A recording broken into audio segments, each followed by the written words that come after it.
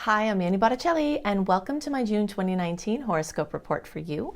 My intention for this video is to equip you with the information that you need regarding the astrological transits to have the best month possible. I will give you information about things that are occurring in June that will affect your sign and the general transits that will affect you, at the same time as understanding cycles that are at play for a much longer period of time to put everything into context to let you know what you're working with this month. Definitely go to my website, anniehelpsyou.com, where you can check out my extensive astrology blog, including new moon and full moon blogs, to assist you with using those power days of the month each month. Also, if you'd love to sign up for my astrology apprenticeship program, if you resonate with how I teach and you want to learn, you can definitely check that out at anniehelpsyou.com, as well as book a live reading. If you are looking to transform your life, check out my book, Radical Prayer, Transform Your Life and the World in 28 Days. It's a wonderful little affirmation prayer book that is super powerful and positive to help uplift you. So you can check that out on Amazon or at radicalprayerbook.com. So what's going on for you this month? I'm going to go into the details for your sign. I'm going to also pop in at some point the astrology charts that I'm looking at, so I can show you for the early, middle, and late degree placements, depending on where you are in the sign, how there could be some differences and what things are the same for every member of the sign. And also we'll talk about the general transits that will absolutely be affecting you and how you can best use those energies. So let's see what's going on for your sign now. Hello, Pisces friends. Okay, so I've got so much to share for you this month as usual, lots of details, and also some general understandings and cues and clues that you can use to make this the best month possible. I'm calling the theme of this month for Pisces, time to cut out the BS and live your life. I've got lots of reasons for this, and I will go into some specific details, but in general, as I look at the chart, the theme that pops out at me is exactly this. So the eclipses are coming now. There are two eclipses in July, July 2nd and July 16th. There's a solar eclipse on July 2nd at 10 degrees of Cancer, and there's a lunar eclipse on the 16th at 24 degrees of Capricorn. This energy is bringing focus onto your inner world and your creative gifts.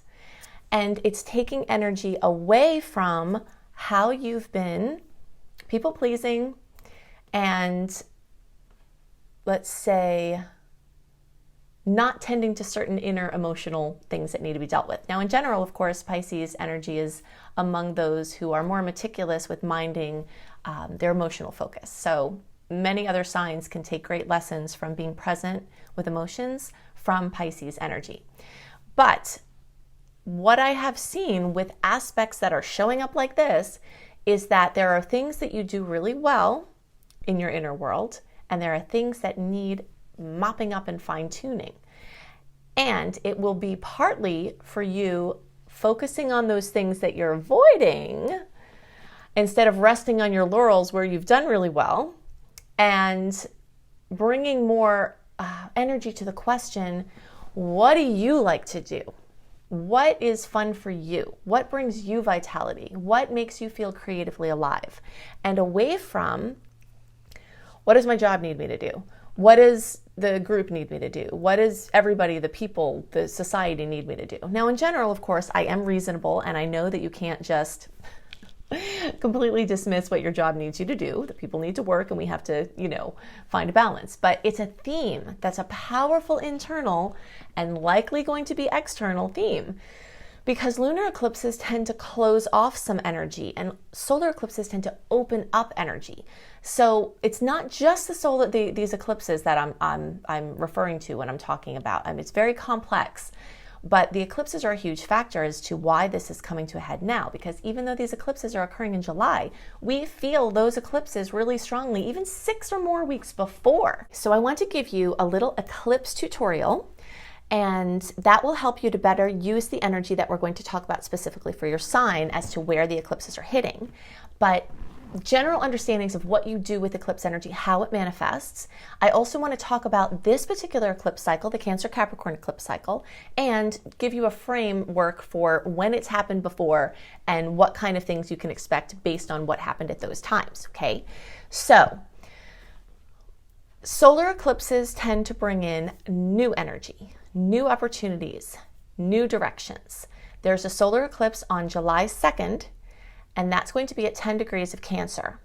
We'll go into the details about where that's looking for house placement soon, but just in general, it's in the energy of Cancer. Okay, so new beginnings in that energy. The lunar eclipse is happening on July 16th at 24 degrees of Capricorn. Okay, so lunar eclipses tend to bring something to a culmination, like it's been building, and well, now it's arrived, or it can end something, remove something, eclipse something out.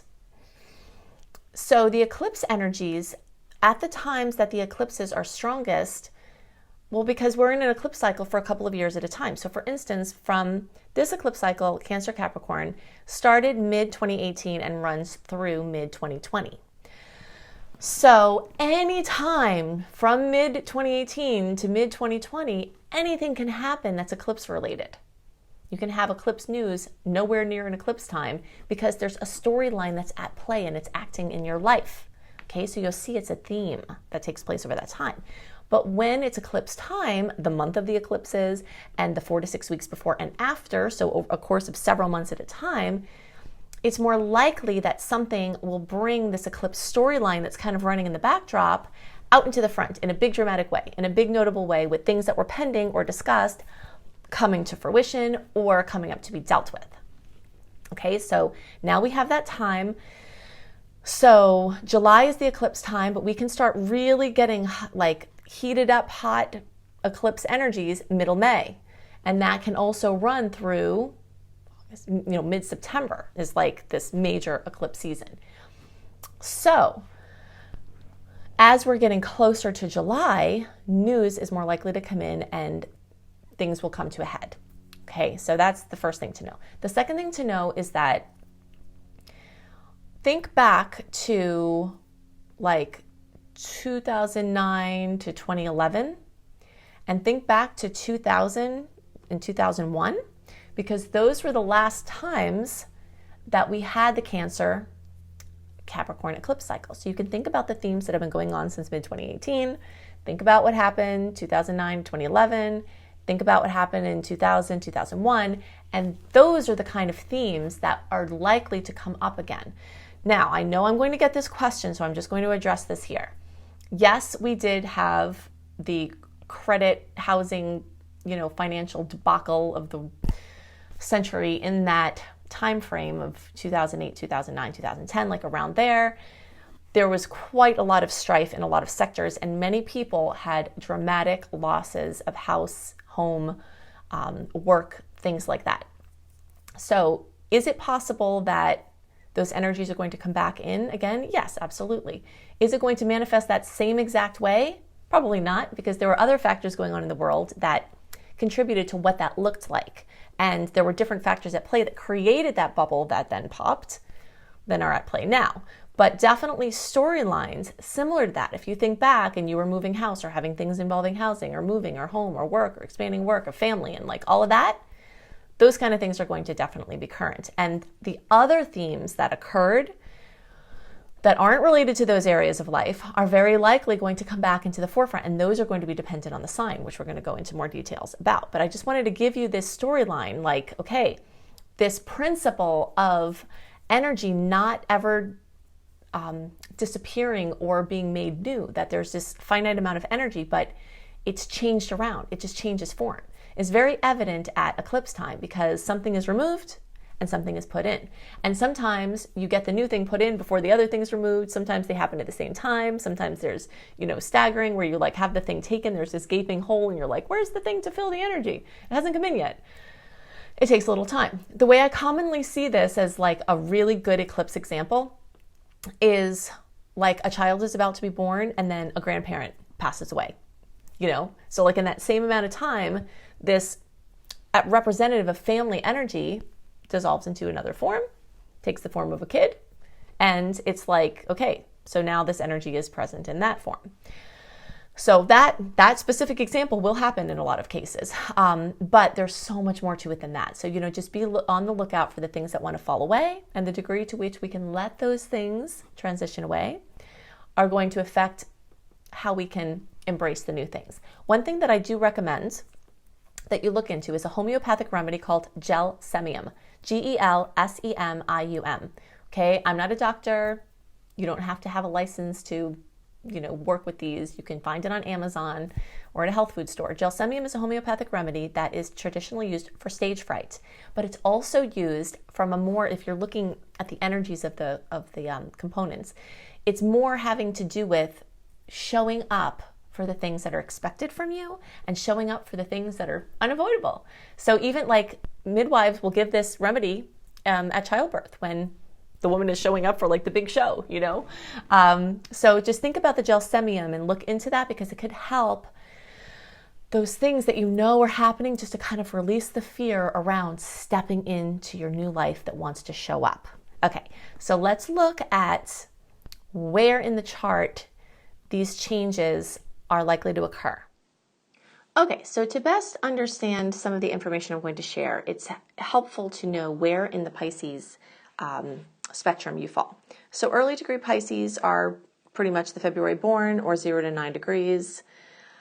Middle Pisces, March 1st through 10th or so, or 10 to 19 degrees. And late Pisces, March 11th through the rest of the sign, or 20 to 29 degrees. I do get the question, is this eclipse information relevant if you're watching for your moon or your rising sign? And actually, it does turn out to be. So this is for all Pisces placements. Okay, so we talked about what we're working with here with the timeline, the things in the past, the dates, all of that.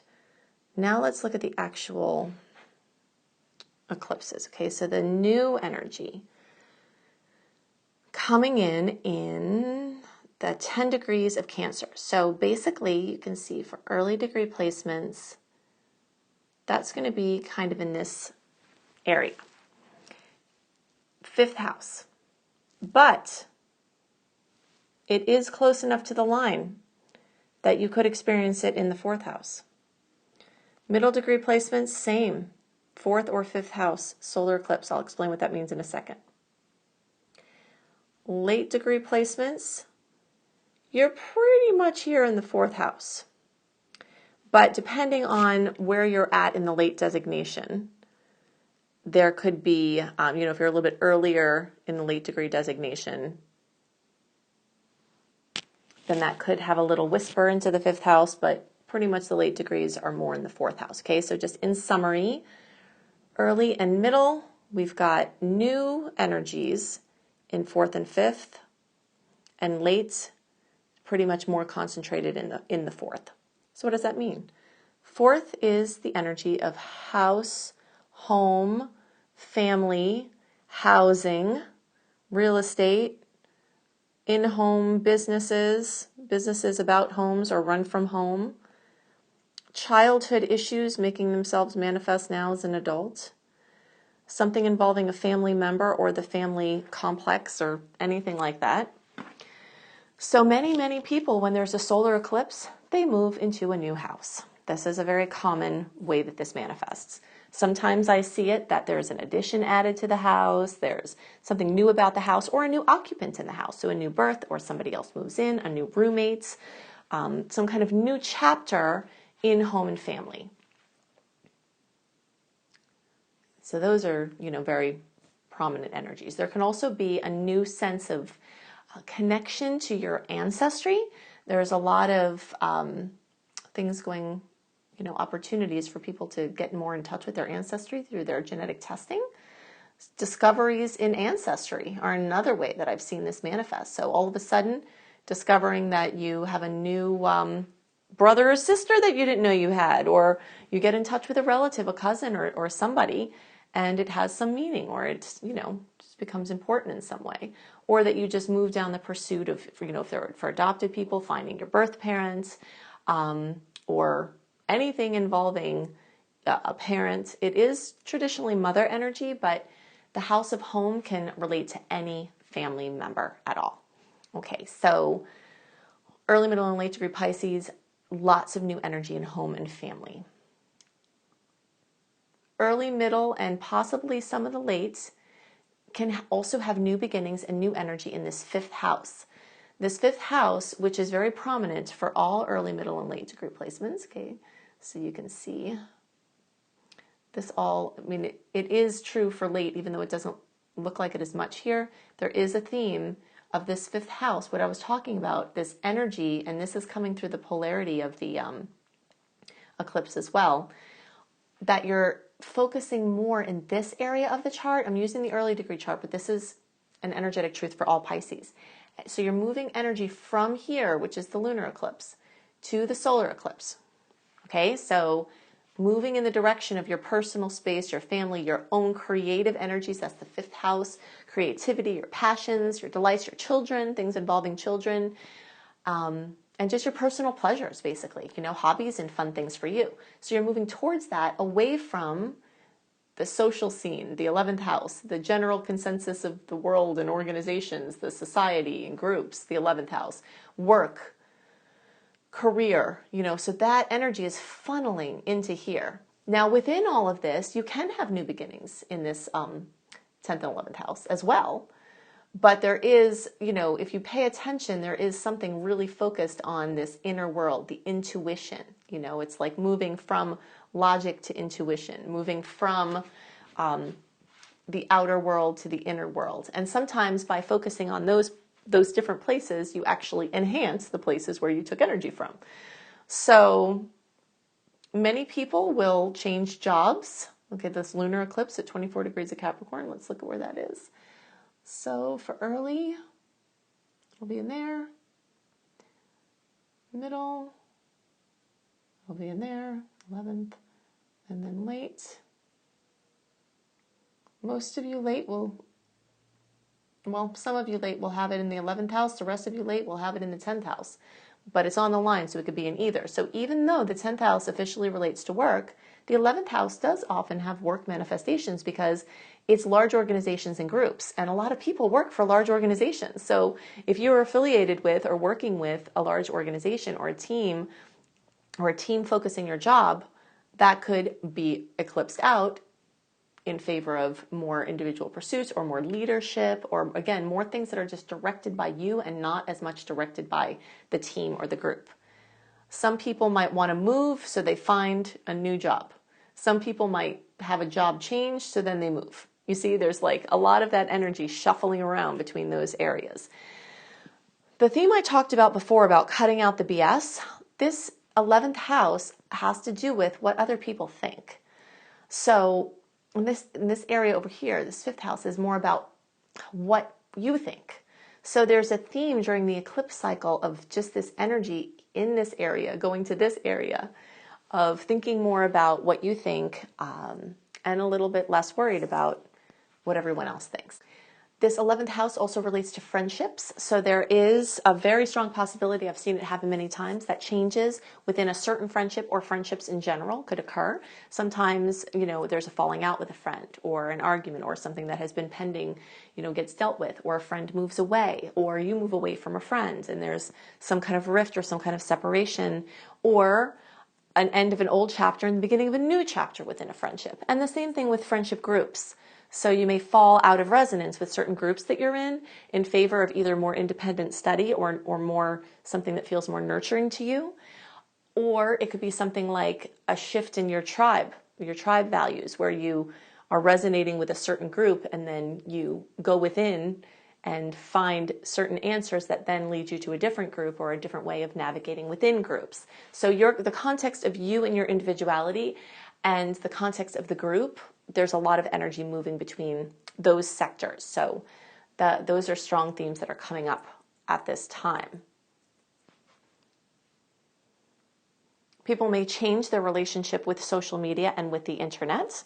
So that's 11th house. So, you know, look for a constant change there. And it's always a really good time to check your internet security and just see exactly what is being seen or being allowed with your the online groups that you're a part of. This is, you know, certain things could occur there involving internet and internet security. Okay, so these are the things that are most on my mind for Pisces. Now I want to go over some more of the energies of the eclipses as they relate to the general transits, because those are also going to be relevant. And you'll notice that some of the themes of the general transits are actually going to be similar to what you're experiencing in your personal chart because of the way that they're lining up. It's kind of like a double focus in the areas where they already are for you. So there's a general focus and then there's your individual focus, but they're both, it's kind of like making it double. Also, I want to talk about some other things going on this month, some dates to watch and some other things to know to be able to make your best choices for the whole month. Okay, so let's look. Well, actually, you'll see me come back on the screen and I'm going to talk about the general transits now. I'm calling the theme of the month for all signs for June 2019, dramatic eclipse news and changes. Twice a year, we have eclipses. And at that time, radical changes, massive trajectory shifts, major endings, brilliant new beginnings are all more prominent as an experience for us. We are moving along an eclipse cycle of the Cancer Capricorn cycle. So I'm going to go into a lot more details about how that can affect you from the general standpoint. Of course, I've already gone into extensive detail for your sign. In general, this month is full of opportunities to continue moving projects along. The open window that we have that's free and clear from personal planet retrogrades extends until around June 20th. So starting around then, Mercury retrograde pre-shadow period will start making its way deeper and deeper and deeper until the actual retrograde at the beginning of July, and Mercury will be retrograde all of July. So in July, we have 2 eclipses and Mercury retrograde, but in June, we are feeling the effects of Mercury about to go retrograde and the eclipses that haven't happened yet. So every once in a while, I'll have somebody say, why are you talking about this now? That sounds like it should be for July. But as I've just explained to you, the manifestations of astrological transits are not as black and white as they may be presented out of simplicity. But I like to go into the yummy details because these are the things that really, really, really start to help you build your astrological understanding and to use these energies in the best way. Okay, so Mercury retrograde is a time when lots of changes come. Plans that we made often change, shift, or are called into question. Sometimes they actually work out, but there's usually this heavy energy of being called into question. So June may be a time for planning and pulling things through, especially the first 3 weeks. But there's also going to be this tone towards the end of the month, especially that things that seem like they were set may start to, you're just not sure if they're going to happen. So there's that energy. Plus, coupled with that, eclipses bring big news. So you could be planning on doing this, and then all of a sudden eclipse news comes in and guess what? You're not doing that. That's totally changed. So I always recommend to leave things as flexible as possible and just to be open to the changes that may come. And when you're making agreements and arrangements, just make them knowing that there's a chance they're going to change, because that will help you to have the appropriate relationship with what it is you're working with. In general, this month, these planets in Gemini, lots of energy in Gemini is bringing crazy busyness and dizzying, just kind of options swirling around. Some things will be manifesting as like options gelling, like, okay, there's this and this and this actually happening. But other things will be like, do I do this? Do I do this? Do I do this? Do I do this? Is like a typical Gemini energy. At the same time, Cancer energies are going to be just as strong this month as the Gemini energies and have equal weight. And those are more emotional, nostalgic. So definitely expect high emotion, both from the Cancer energies and the eclipses. Nostalgia, home and family and housing topics get brought right into the forefront. And this is for every sign, because the energy of Cancer is prominent for every sign. These 2 July eclipses that are bringing in these changes, we discussed them quite a lot for your individual sign, but I want to talk about some of the general transit energies. So that has to do with the Cancer Capricorn cycle that started mid-2018 and will go into mid-2020. And so everyone can expect major changes in the areas of home and work, male and female energies, mother and father energies, mother and father responsibilities and roles, our inner world versus our outer world, our emotional space versus our outer space, our childhood versus our adult picture. Those are themes that are going to be brought up into focus for all signs, regardless of what house it's falling into for your specific sign. This general theme, or these general themes, are things that you can expect for the whole time. So as we discussed, there's a quite extended timeline for these eclipses. So between May and even August into September is eclipse season. So radical changes occurring during that time, or during that whole time. So there's an equal amount of positive aspects and challenging aspects this month. And because of that, it's really your attitude, perspective, and inner work that can change, like can tip the scales as to how you experience this month. Okay, so with all things being equal, like, oh, dicey, oh, great. If you're riding the line, how you're seeing things and how you use the things that come in are going to really change how you experience this month. So you have a lot of power in your hands, but it is going to take some work on your part to try to frame the things that are occurring to stay on the positive side. Because if you slip into the victim mode and feel like life is happening to you, it's going to be a lot more difficult to get the gold from this month. I'm going to hit a couple of highlights about some specific dates to note. And if you would like a more detailed written explanation of the dates that have notable transits and what the transits are and what you can expect with that, definitely sign up for my free email newsletter at anniehelpsyou.com. When you sign up for my free email newsletter, you get this general transit overview a month early, written in your inbox so that you can use it for planning purposes and see what days are more stressful and what days are, lighter. I used to go into like a lot of detail about all of these, but I've had many requests to try to shorten my videos, which are already super long and detailed. So in order to reach that objective, definitely sign up for my free email newsletter.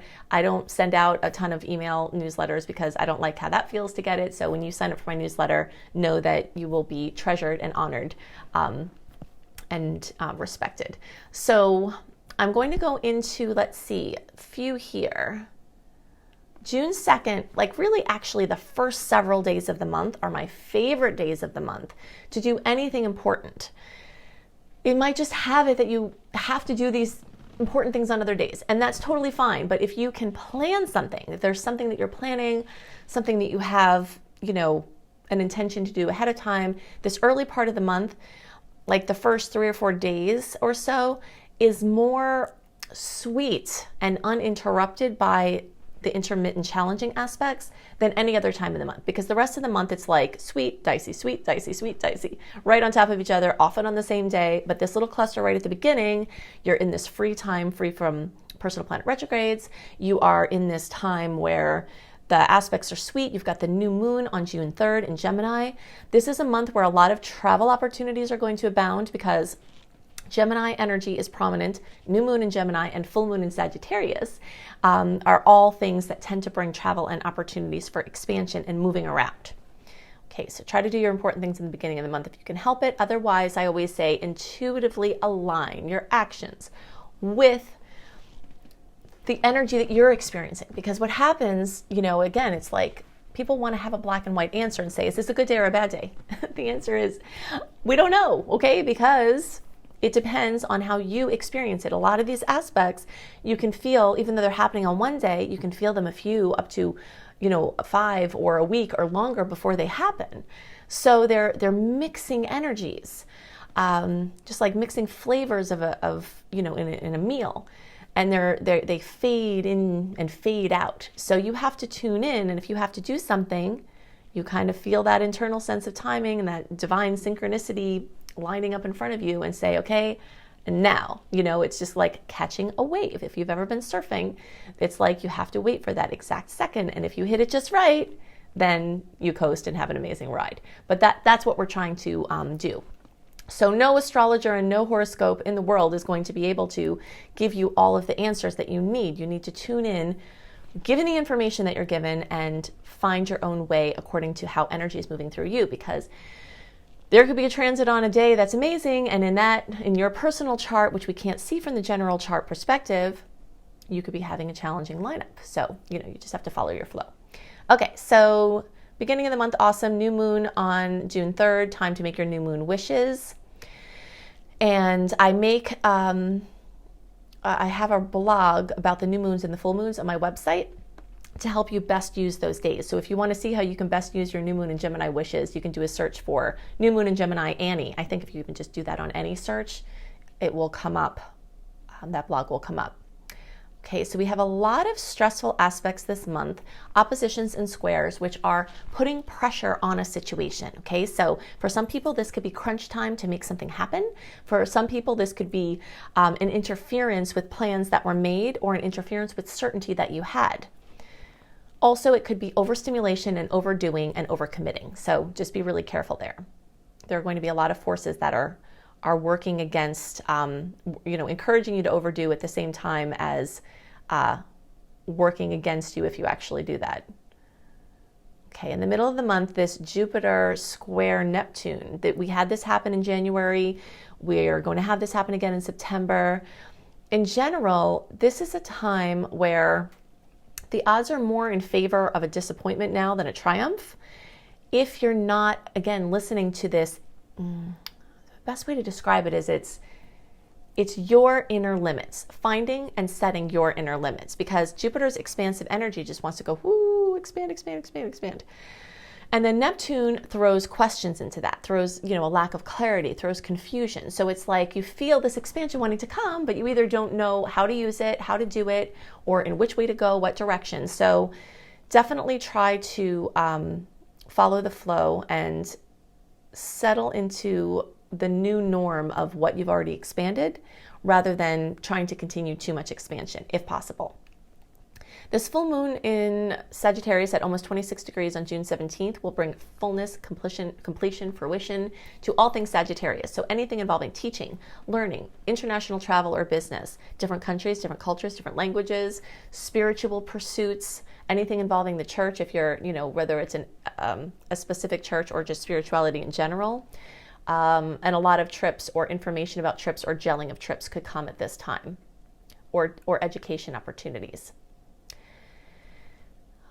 Okay, look out for that whole thing of the overdoing, like I talked about, especially around June 23rd. This could be like where too much of a good thing occurs. When there's an opposition with Venus and Jupiter, or with anything in Jupiter, Jupiter tends to be more benevolent in its opposition form. So this is something that could be just like too much of a good thing. So, overdoing, try to guard your immune system. And if you're watching your money, then be extra careful right now, because your drive to splurge will definitely be more. So if you're on a budget, be careful of the elated energies that could occur at this time, because you could go on a spending frenzy and it could take you off track. Okay, so in general, those are the things that I most wanted to talk about. There are lots more details, as I discussed, but in order to try to keep this brief and focused, I've just hit some of the highlights. So definitely go to AnnieHelpsYou.com. If you'd like to book a live reading, you can do that there. You can also book a reading with my apprentice, Marilee. And Marilee is amazing. So you can see more about how to connect with her on my readings page at AnnieHelpsYou.com. You can check out my extensive blog. If you'd love to have written horoscopes from me, you can go to cozybysweetstarlight.com.